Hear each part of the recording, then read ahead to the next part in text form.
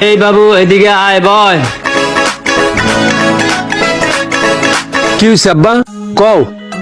কাম কাজ করা লাগবে না, এমনি এমনি খাবি। কাম কাজ মানি? কি এর কাম কাজ? তুমি আছো না, ভাই আছে না, ভাই আর তুমি থাকতে আমার কাম কাজ করে খাইতে হইব? আমি আর বাঁচবো কয়দিন, পরে কি করি খাইবা? আরে আব্বা, মরামুরি পরে, আমি এখন জায়গা, আমার কাম আছে, তুমি বও। এখন তো আসি, বুঝস না, বুঝবি মারার পরে।